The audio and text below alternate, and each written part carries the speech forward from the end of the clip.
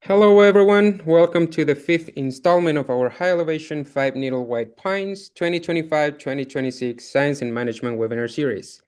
I'm Enzo Martelli Moya, a PhD student in Kara Nelson's lab at the University of Montana, and I'm your host this month and co-organizing this series with Karina Lee, a master's student at the University of Colorado, Denver, and Luda Luzzi, a PhD student in Daniel Ulrich's lab at Montana State University.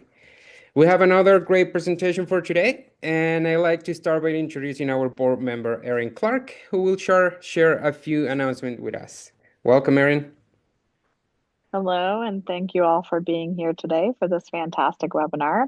I'm Erin Clark, as Enjo mentioned, and I joined the Whitebark Pine Ecosystem Foundation Board in 2024. I'm particularly excited for today's webinar because my work with Whitebark Pine began in the Greater Yellowstone Ecosystem about 15 years ago. On the Whitebark Pine Ecosystem Foundation Board, I serve as the committee chair for the Education and Communications Committee, along with Enzo and Melissa Jenkins. And I'm a little biased. I think we are the committee that has the most fun because we work on a lot of the public facing components of the work that the foundation does. And we're actually looking for a few additional people to join our committee. Ideally, these additional folks would live somewhere other than Montana. So if you're interested in contributing to the foundation in a new way going forward and helping us to increase our public engagement, please reach out to me. I'll drop my email in the chat after I'm done speaking, and I'd be happy to hear from you. Here's some upcoming things that our committee has in the works that you might be interested in participating in. We are currently partnering with adventure scientists on the Tracking Whitebark Pine project, which is training citizens to get out in Oregon and Washington to collect data about whitebark pine. Julie's going to drop a link in the chat to that project to sign up. There is an online training and some other components that are required to participate. Last year, we took several groups of fantastic volunteers to the Coeur d'Alene Nursery to help with seeding whitebark pine. We are planning to do that again this winter and early spring, so keep an eye out for that.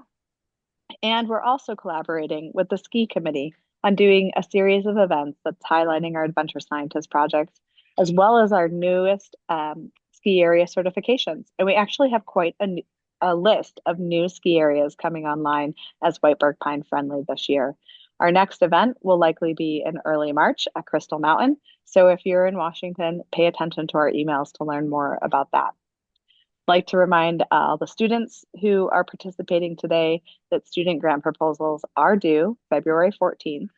And for all members, our latest edition of Nutcracker Notes just came out. So if you did not receive it in your email on Friday, please check your membership status. You may need to renew your membership. And a huge thank you to Enzo for stepping up as the editor for this issue. Thank you all and enjoy the webinar today. Thank you so much for joining us today, Erin. And if you missed any of our previous installments, you can find those recordings of the talks on our YouTube channel, Whitebark Flicks. The link to our website will be posted in the chat in a couple seconds. And finally, after the presentation, we will have a Q&A session where you can share all your comments, doubts, and questions. Please post them on the chat, and our tool will be collecting them throughout the presentation. So for today, we have Lydiadruin. Lydia is a wildlife ecologist specializing in mammalian carnivore ecology with a strong focus on non-invasive genetic methods for the conservation of threatened and endangered species. She currently works with the Greater Yellowstone Network of the National Park Service and the Rocky Mountain Research Station of the U.S. Forest Service, where her works contribute to understanding species decline, recovery, and landscape-scale connectivity in collaboration with agency and research partners. Lydia earned her master's in wildlife ecology from the University of Wisconsin-Madison, where her graduate research in the Pauli Lab focused on American marten, the only state-listed endangered mammal in Wisconsin. Using long-term genetic datasets from the Great Lakes region, her work evaluated functional connectivity, identified dispersal corridors and barriers, and examined recovery dynamics of reintroduced populations. She also completed her bachelor's in wildlife ecology at the University of Idaho, where she gained experience applying genetic and landscape ecology approaches to diverse systems, including habitat restoration effects on Sitka black-tailed deer in Southeast Alaska, and international research on large carnivore connectivity and ecology in Costa Rica. And with that, I'll leave it to Lydia. Welcome, Lydia. Thanks, Enzo, for that introduction. I'm just going to quickly share my screen and get the presentation up, and I'm also going to turn off my video while I speak.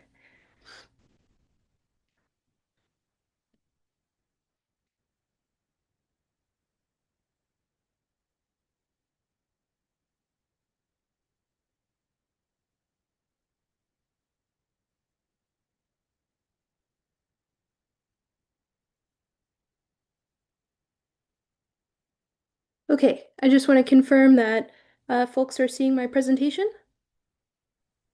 It loaded, yes. Awesome. Great. Yeah, so I'll just get started.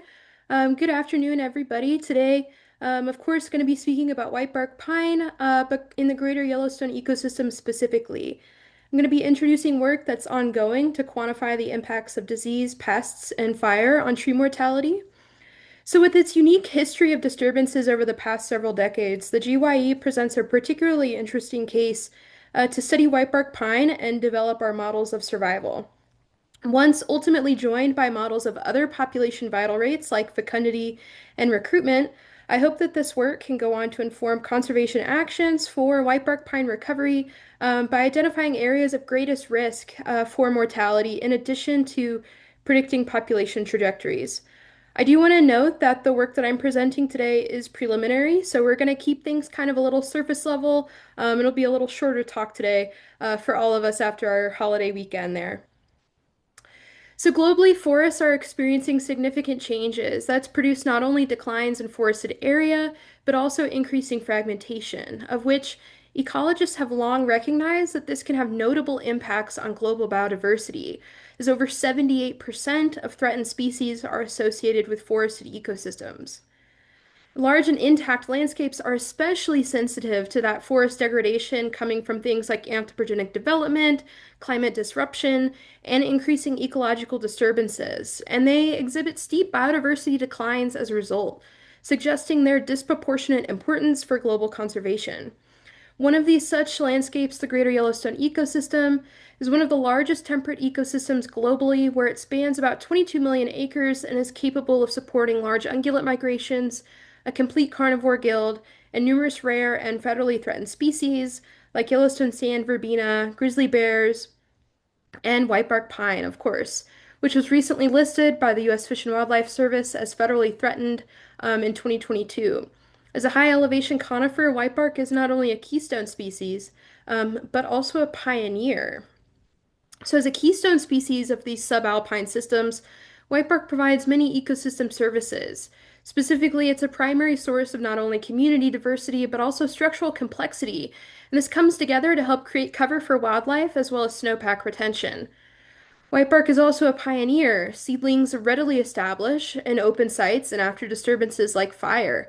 That ultimately facilitates more longer term establishment of more shade tolerant conifers like subalpine fir. Simultaneously, whitebark can be really sensitive to competition from these more shade tolerant conifers once these other species become established in a stand. Most notably, whitebark is a valuable source of food via its cones. Trees begin cone production at about 80 years old, and as a particularly long-lived species, individuals up to 1,000 years old have been shown still reproducing.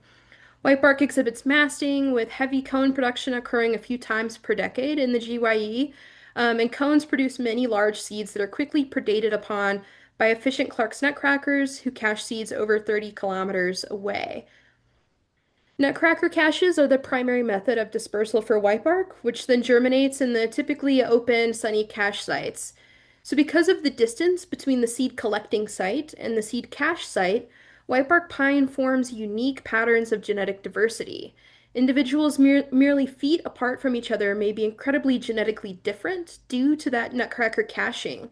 That results at greater levels of diversity at the stand level than we might otherwise expect.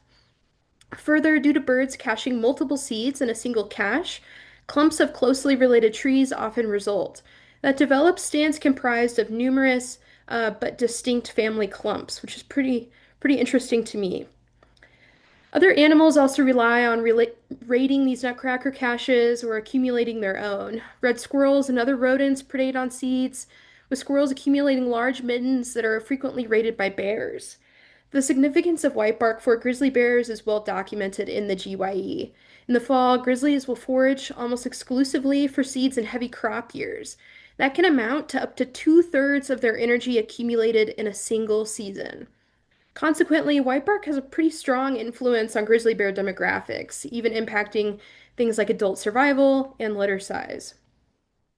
However valuable for these high elevation forests, and despite their seemingly unending list of ecosystem services, whitebark has experienced unprecedented decline throughout its range, and the GYE is no exception. The four primary mortality sources named in the 2022 ESA listing, nicknamed the Fearsome Four by one of my mentors, are mountain pine beetles, white pine blister rust, fire, and climate change of which has a hand in all the other three mortality agents. Mountain pine beetles are a native forest pest distributed throughout western North American forests where they periodically erupt into epidemic level infestations, predominantly in pine species, well, definitely in pine species, but predominantly in things like lodgepole pine. Beetle outbreaks in whitebark forests were previously uncommon, but due to increasing winter temperatures, we're starting to see that higher elevation forests are more available for beetle infestations. And we're seeing that beetles have moved both upwards in elevation and in latitude. For whitebark pine, this has resulted in full-scale beetle outbreaks in areas that used to see pretty limited beetle infestation, or even completely novel outbreaks in areas like Canada's Jasper National Park. So in the GYE, we experienced our most recent beetle outbreak that concluded in about the mid-2010s, and that resulted in super high levels of mortality. As you can see on your screen, up to 4 million trees estimated as dying per one study. So consequently, we've really lost a significant amount of our large diameter trees, and that's generally reduced the amount of reproductive cone-producing individuals in the ecosystem, unfortunately. Whitebark is also facing a non-native disease of white pine blister rust that can result in the deaths of both large and small diameter trees, while beetles preferentially target and then kill just those larger diameter trees. So after introduction around the turn of the century in the east and then proliferating throughout eastern white pines, blister rust has come westward where it continues to establish itself as a threat to other five-needle pines, including whitebark pine and the GYE. The first article regarding blister rust in the GYE was published in 1967, and that regarded preventive pruning of limber pine, another five-needle pine in Mammoth Hot Springs area of Yellowstone National Park. So it's been around for some time here. Increases in fuel loading from these additional dead trees on the landscape are liable to increase fire severity, which is also likely to increase in frequency looking into the future. So while whitebark seedlings are able to establish in open spaces after fire, mature trees are likely to be much more sensitive to fire than we previously understood, and at an even greater risk to fire mortality, especially if they're already stressed by things like beetles or rust infection. Even after those infamous 1988 fires throughout Yellowstone, areas in the GYE have continued to burn and reburn. So after decades of altered fire regimes and drought periods throughout the West, we're starting to see broadly wildfires growing in size, frequency, and intensity, and that can potentially impact whitebark stands with greater risk of burning due to this ongoing wildfire crisis. It's also worthwhile to note that some whitebark areas historically had much shorter fire return intervals, and we're starting to see impacts from that due to those sites not burning as much as they would like to. So pretty interesting there.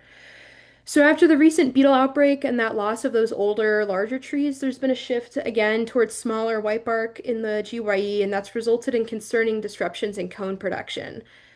So while Clark's nutcrackers will switch to other seed sources in times of low cone crops, recent work has shown that bird body condition may decline and birds may skip reproduction as a result.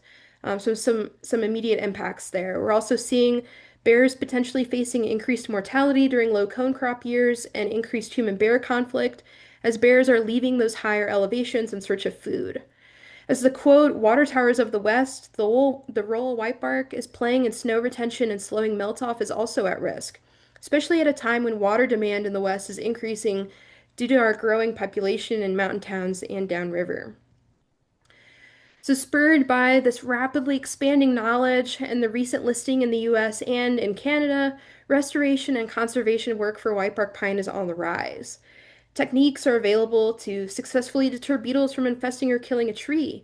And through field trials, we're able to identify rust-resistant trees and grow out seeds for planting those rust-resistant individuals on the landscape, including in the GYE. Much work has explored the use of fire and thinning as restoration tools for whitebark pine, but with some variable results. Work continues to expand to meet the never-ending need of whitebark pine. However, the overwhelming majority of whitebark pine, especially in the GYE, occurs on public lands, and much of that is within some form of wilderness. Because of this, we're limited on two aspects of what we can do. In wilderness, our toolbox of conservation or restoration options are limited to some degree. And on public lands as a whole, we're increasingly having to work with limited resources, be it labor, budget, time, or even available seeds or seedlings for planting projects. These limitations in the face of such urgent need on behalf of whitebark pine is forcing us to make challenging decisions. Where needs our help the most? What sort of help does this where need? And when does it need it? How long do we have until we can make an impact? We need to have a clear way to prioritize our management actions, and science can come in clutch here for us. So, vital rate estimation is the process of monitoring and then identifying factors essential to the population, quantifying things like adult survival rate, fecundity, or recruitment. By developing estimates of vital rates across a population, we can start to understand which areas are doing good. They may have really good recruitment, so they don't need seedlings planted for now. We can also model these rates into the future and account for disturbances like blister rust, beetles, fire, and drought to help us identify how much of a particular disturbance it would take to cause a serious problem in mature tree survival looking maybe 100 years from now. This sort of modeling allows us to make informed decisions following a similar resist, accept, or direct framework that you may be familiar from in the climate literature. We can resist blister rust by planting resistant seedlings in an area that wouldn't otherwise see natural regeneration based on our modeling of reproduction. We can accept by not allocating management resources towards a stand of trees where future projected climate data results in poor survival rates. We can direct by planting seedlings and clearing ideal nutcracker cache sites in areas nearby, but just outside the species range that are projected to be climatically suitable moving forward. This research aims to help us make these difficult management decisions by developing our vital rate estimates. Although work is planned to incorporate reproduction and recruitment, for today's talk, I'm just going to be introducing preliminary research on our effort to quantify overstory tree survival specifically. So I'm going to break that down now. Since 2004, the Greater Yellowstone Network and the Interagency Greater Yellowstone Whitebark Pine Monitoring Program have been monitoring whitebark pine across 150 randomly selected stands within the GYE. These stands are visited on a rotating 4-year basis, upon which every tree at least 1.4 meters in height has been permanently tagged and is routinely surveyed for things like blister rust infection, beetle presence, and live canopy volume. Since 2004, we've had 5 sampling periods been completed. That amounts to nearly 2,300 or 23,000, surveys of over 5,700 trees across that 20-year period, plus visits from that were completed in 2024 as well. So it's important to not forget that dynamic disturbance history in the GYE that I mentioned earlier. Our monitoring period notably overlaps with that most recent beetle outbreak, which we already know resulted in extensive overstory tree mortality, so we can expect to see that moving forward. We've also seen numerous fires occur since monitoring began. Just in the past 20 years, we've had 16 sites burned and have observed several other fires throughout the ecosystem in whitebark areas that didn't overlap with one of our monitoring sites. Additionally, the GYE is a particularly unique case due to its blister rust prevalence. Throughout the range of whitebark pine, evidence points towards blister rust being kind of distributed latitudinally. in which we have very little blister rust documented in the southern extent of whitebark range, kind of thinking about the Sierra Nevada. And then on the other hand, we start to see rust prevalence surpassing 80, even 90% documented towards the northern extent of the range, thinking about places like northwestern Montana, British Columbia, Alberta. In the GYE, rigorous modeling efforts have indicated that blister rust prevalence remains just a little bit below 50% for whitebark pine throughout the entire ecosystem. That provides a really excellent opportunity for us to clearly monitor the impacts of blister rust on tree survival before extensive mortality has occurred, which is a great and valuable opportunity for us. So our interagency Whitebark Pine Monitoring Protocol instituted a design-based ratio estimator when it was first developed, and that seeks to assess the proportion of mortality amongst monitored stands specifically. So while that's been the primary approach, recent work has identified that the ratio estimator consistently underestimated, blister rust prevalence in the GYE. That's prompted a shift to a more rigorous analytical framework, in our case, thinking of a Bayesian survival model. This approach expands the working group's efforts by allowing us to estimate population survival rates, quantify these effects of disturbance and climate on mortality, and then predict survival into the future to assess trajectory. For today, we used a proportional hazards model structure, and that models the impacts of multiple covariates on survival rate and included a random variable or a frailty term that helps us account for the lack of independence amongst trees that occur at the same site. So not only is this Bayesian approach less prone to overfitting, but these models often exhibit good performance when we update them with new data, which will happen as stands are revisited ongoing and into the future. So to really be able to understand the factors that are contributing to tree survival, we've pulled together numerous covariates, all of these following candidate models that we developed collaboratively with a priori hypotheses. For this, we explored site-based covariates from each transect that do not change over time, like elevation. We also utilized factors from tree surveys, whether or not a tree had an active blister rust affection, things like signs of beetles, if the site itself had burned, as well as values like tree DBH and upper live canopy volume. Finally, we used an excellent wealth of remotely sensed data, including DayMet, talking about variables like canopy cover, solar radiation, seasonal minimum and maximum temperatures, total precipitation, drought indices, and water balance variables, including climatic water deficit, vapor pressure deficit, and actual evapotranspiration. We also explored snow, thinking about the average number of days with snow in each water year, the average maximum and minimum snow depth, and snow water equivalent, as well as the average minimum and maximum snow depth, and then separately average minimum and maximum snow water equivalent. So for these, we extracted the values of each covariate at each site, and we averaged our climate data over a 4-year sampling period, and then excluded variables with high correlation as well. So we tested our candidate models, and then we ranked them with Watanabe's AIC. That AIC is especially useful in comparing Bayesian models, so that's why we employed that today.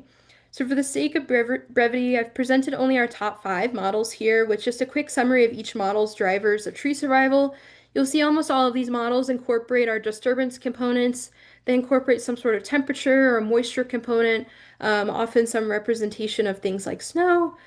So getting into our leading model, we can see that that's driven by a combination of disturbance agents and then summer temperature and drought or moisture conditions. So as with all of our candidate models, we first developed a priori hypotheses before we got started for how we might predict each variable to impact tree mortality. And in line with the established literature, we expected disturbance agents like beetle presence to result in increased mortality, whereas factors that might be more conducive to tree growth or more moisture, like more days with snow, to result in reduced mortality. In the GYE, where folks have hypothesized that trees are more energy or temperature limited than they are moisture limited, we predicted that increasing summer minimum temperature might result in decreased mortality due to less energy limitation going on there so they could grow out a little better. And when we look at the results of our model, We can see that we reasonably predicted these relationships, doing pretty well. The ones that are bold are where we missed the mark. And you'll note that rust apparently decreases mortality per the model results. And I'm going to break that down for all of us in a second. So our results are preliminary currently, and they include our three disturbance components of fire, beetle, and blister rust, as well as live canopy volume, which we're thinking about as kind of an indicator of tree health condition. We also have things like temperature, snow, and moisture conditions represented in this model. And in this model, drought, beetles, and fire are the strongest drivers of tree mortality, which is influenced by our data capturing that recent beetle outbreak, as well as some pretty serious fires. And given our evidence that we're starting to see of increased fire severity and frequency moving forward, we can expect fire to grow and its impact on whitebark survival throughout the GYE.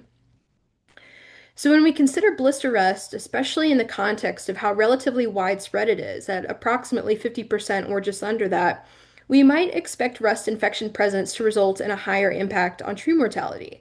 However, we're seeing here that rust presence does not produce a strong result due to how long rust may take to kill a tree. Monitoring data and evidence from our model may help us identify how rust may take much longer to kill trees than we expected.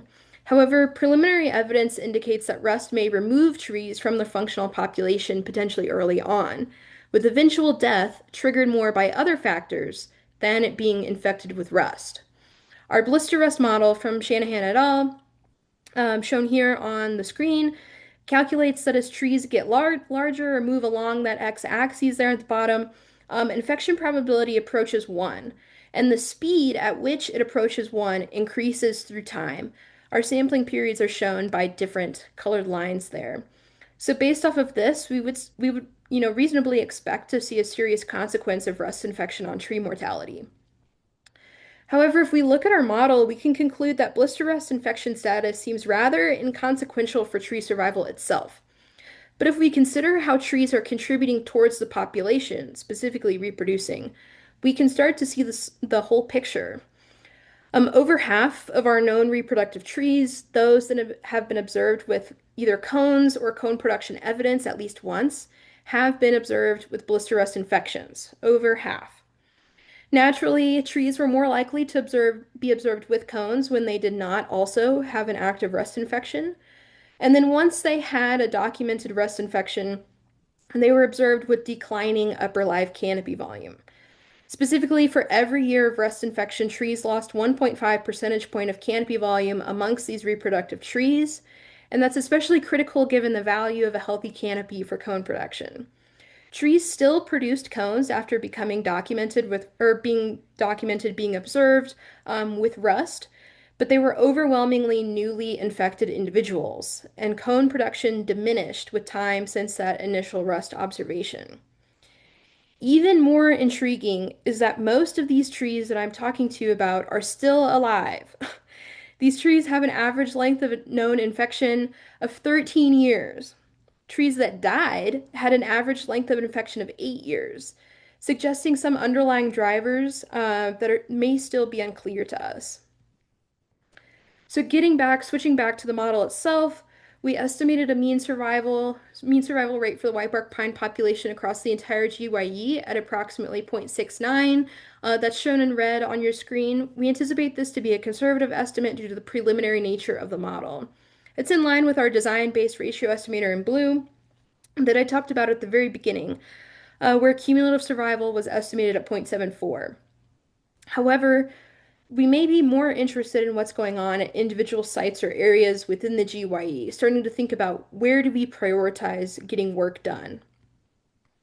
So with this map, we're able to look exactly at our monitoring sites. Each site here has been evaluated with the frailty, or a calculation of how much more at risk of mortality a tree may be at, given where or what site it belongs to, given the conditions that are happening at that site. So this is also mapped with elevation, just for kind of a frame of reference for everybody within the GYE. So through this, we're able to identify sites that under current conditions are doing all right. Like the site that's actually doing the best, where less than 5% of monitored trees have died. We're also able to identify sites that are doing poorly, like those that have been burned, and those doing kind of the worst, like this site here, which was hit super, super hard by beetles there in the Tetons. So from our model, we can also examine survival curves and help identify how different disturbances are impacting the fates of trees, just like what we looked at earlier with blister rust. For this, we generated survival curves using the average values of our covariates and did not include blister rust infections in this case. The beetle outbreak in the 2000s has really shown its weight here on this map. You can really see the noticeable drop in survival probability there in the red and black curves. But we can also see how fire drops survival probability regardless of beetle presence. When we consider kind of the red one where we have both disturbances co-occurring, or the blue dotted line there where it's just fire, significantly less than no disturbance situation there in the dotted green. So, although promising, this research is still bound by limitations, which I think are pretty important to clearly state here. Nearly all of our remotely sensed covariates are occurring at the 1 kilometer scale, where our sites are 10 by 50 meter transects that are often occurring within topographically complex zones that will buffer the overall conditions and create microclimates, meaning that 1 kilometer scale of, say, temperature isn't an accurate representation of what's going on at our actual sites. While I feel much more comfortable approximating these 1 kilometer variables to larger established trees as opposed to approximating them to something like a 10 centimeter tall seedling, this is still a limitation that we're working with of the current model. Likewise, the aim of this work is to map mortality risk throughout the known whitebark range in the GYE. So interpolating that and feeling confident about our assumption to interpolate that could get difficult given that aforementioned topographically complex zones, which likely will not be captured by the model. They may buffer trees and have overall higher survival rates than broader areas. Further, we're beginning to understand through this work how blister rust alters a tree's probability of survival. While lengthy times of infection seem to signal that rust may take a long time to kill a tree, we may be missing an underlying factor. This becomes a sort of a compensatory versus additive mortality question, thinking about is the tree going to die from rust regardless, or is it just going to keep on living sick with rust until it's killed by something else? And what is that something else? That uncertainty has greatly limited our ability to make long-term projections under our current model and feel confident about those long-term predictions. These preliminary results show the continued influence of that recent beetle epidemic on the GYE whitebark pine population, and it emphasizes the importance of fire in whitebark stands as a notable source of disturbance. It also highlights potentially new and intriguing information about the role of blister rust in killing trees. Work is ongoing to not only finalize the model by exploring the relationships between rust and survival fully and accounting for our limitations, but also by predicting survival into the future and extend our mapping of at-risk stands from monitored to known stands throughout the GYE. Future work involves estimating our remaining vital rates to help quantify our long-term population trajectories. And before I open things up for questions, I do want to take a quick moment to acknowledge the overwhelming large group of folks involved with all of this research, both in my work, but also in accumulating data for over 20 years, which is a Herculean effort, and it's awesome that we have that available to us. So with that, thank you very much.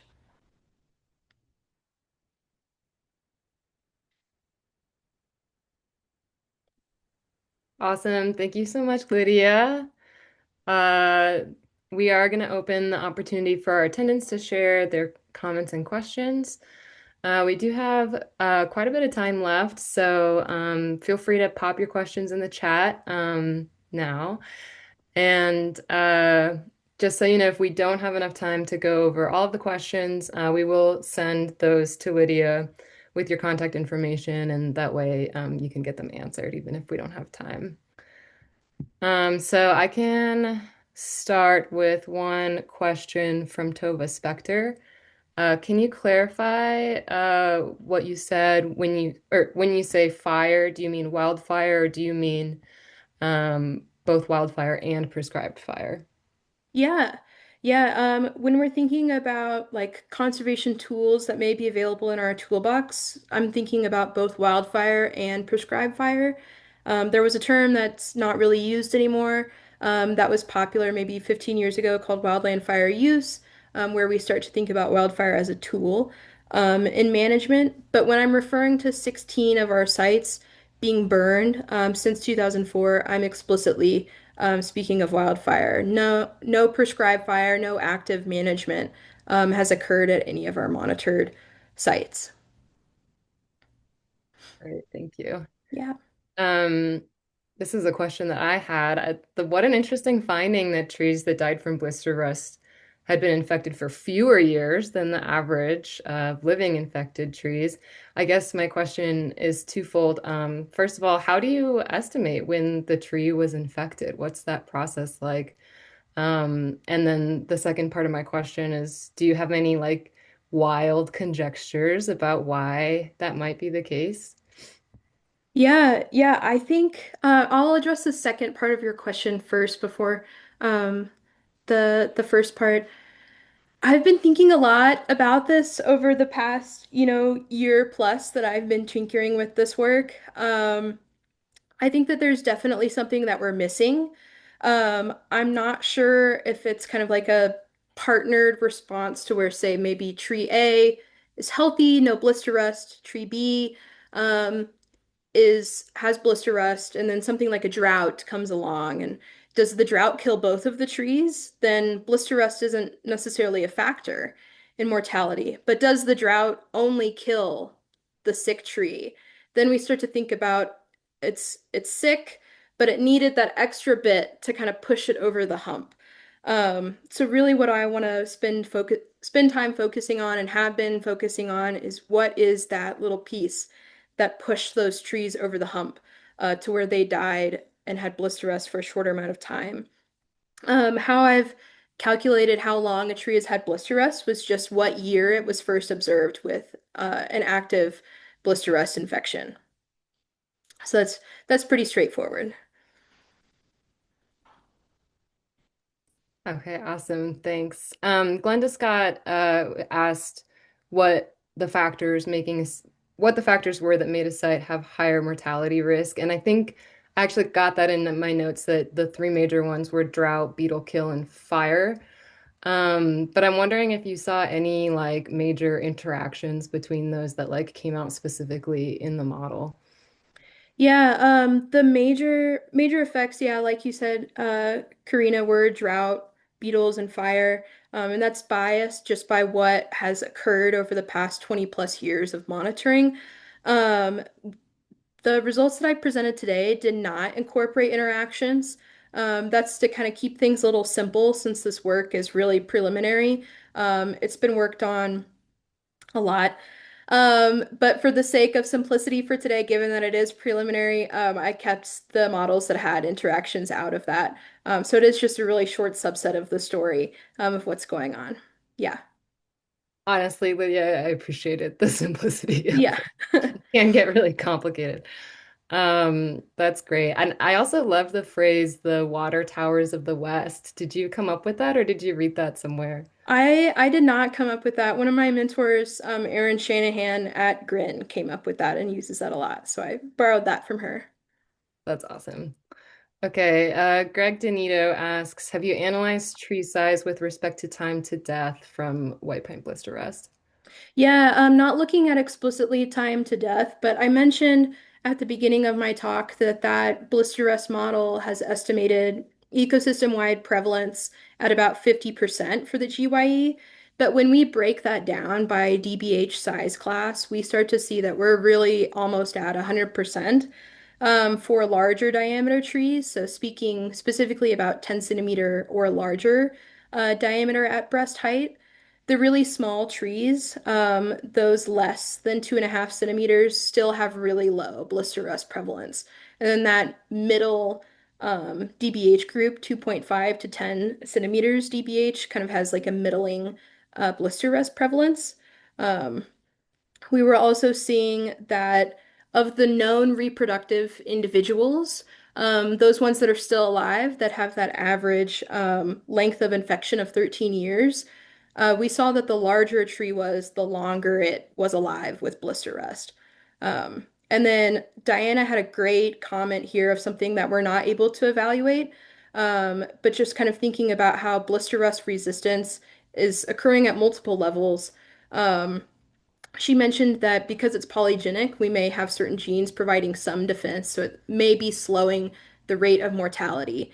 Um, Although we're not able to evaluate that, that's definitely could be driving that kind of like lengthy um, infection like timeline. Yeah, that's interesting. Okay. Definitely please enter any more questions if you have them. I have another one though. I guess this is kind of the classic like pie in the sky, like if you could have included any other additional data in this long-term monitoring effort, like if you could go back in time and add something, was there anything that you felt could have like improved the model or something you were curious about that could have improved the model? Yeah, that's a great question, and it kind of helps go along with what Andy Bauer has left a comment about how blister rust infection isn't like a binary 0 or 1 situation. Um, Through the course of our modeling and some great statistical work by folks that have come before me, we've been able to quantify our observer uh, probability of detecting a blister rust infection or a blister rust canker on a tree. And through that, we've observed that we had kind of high detection error rates. Early on. So because of that, we feel really confident about being able to say whether or not a tree has some form of blister rust on it. So kind of thinking about blister rust being that presence absence kind of binary situation, but we don't have as much great confidence about being able to say how much blister rust it has or how severe the blister rust is on a given tree. So in a perfect world, I would love for that data to be perfect because that's going to provide a lot of the nuance too, is that we may not be seeing blister rust contribute significantly towards tree mortality because we're looking at that kind of smoothed out, presence absence situation where instead it may be that trees with really severe blister rust infections do have a pretty significant consequence for tree mortality, as opposed to those that just don't have a severe infection or really like tame infection, just not having a big consequence for now for tree mortality. Mm, Gotcha. Okay, Laura Navarrete, sorry if I mispronounced that, asks, do you know if blister rust has evolved during its pandemic in the Northwest? So for example, is it getting better at infecting resistant trees or anything like that? Yeah, I'm not able to speak to that right now. I know that over the course of our monitoring, we've seen like very mild increases, but not really significant when we think from like sampling period 1 to 2 and 2 to 3 and so on. I can't really speak to areas of whitebark pine outside of the Greater Yellowstone ecosystem, but I do know that places where blister rust is not very common, like in the Sierra Nevadas, they're really watching and ha keeping a close eye um, on that because that's kind of the next frontier for those whitebark down there. Gotcha. Okay. Well, I think this has been a really great discussion. I really appreciate you taking the time, Lydia. It's great to see you again. Yeah. And yeah, for those of you who are interested in coming to one of our next installments, we do have our next webinar series on February 17th, which will feature a representative from the Whitebark Pine Recovery Team. And we really thank all of you for your participation, and we look forward to seeing you next time. Bye. Thank you.